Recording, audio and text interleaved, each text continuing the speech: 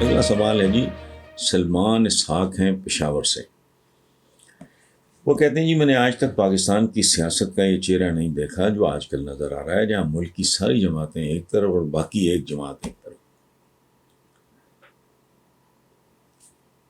فرض کریں اگر آج عمران خان سیاست سے کنارہ کشی اختیار کر لے تو یہ پی ڈی ایم کی تمام جماعتیں الیکشن کس کے خلاف لڑیں گی؟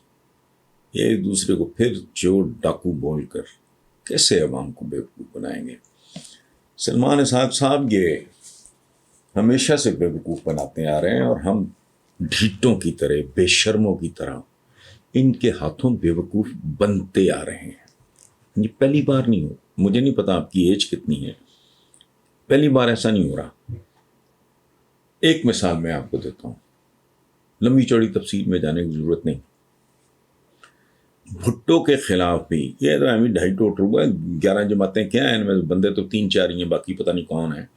ایکسٹراز نہیں ہوتے، جیسے ایک مووی میں، ایک فلم میں ہیرو ہوتا ہے، ویلن ہوتا ہے، کوئی ہیروئن ہوتی ہے، 2-4 مین اسٹارز، باقی سارے ایکسٹراز ہوتے ہیں. یہ سارے ایکسٹراز ہیں. اس میں جو اصل بندے ہیں وہ تو جتنے ہیں وہ آپ بھی جانتے ہیں. تو بھٹو کے خلاف بھی I was very young. یہ 9 ستارے اکٹھے تھے. اور میں آپ کو ایک بات بتاؤں، ڈوب مرنے کو دل کرتا ہے کہ تحریک کا نام تھا تحریک نظام مصطفیٰ، اور ہم اتنی عجیب قوم ہیں کہ ہم میں سے کبھی کسی نے ان تمام بے حیاؤں میں سے کسی ایک سے بھی کبھی یہ نہیں پوچھا کہ ظالموں تم کس کے نام پہ ہمیں ورغلاتے رہے، دھوکے دیتے رہے. سو فکر نہ کریں، ہم جیسی قوم ہیں ویسے ہی حکمران ہم پہ مسلط رہیں گے.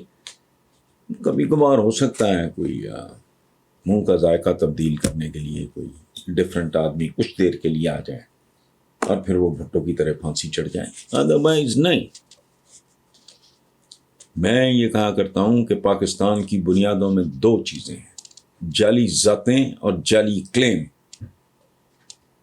اور یہ جو جعل سازی ساری نظر آ رہی ہیں یہ اسی کے انڈے بچے ہیں.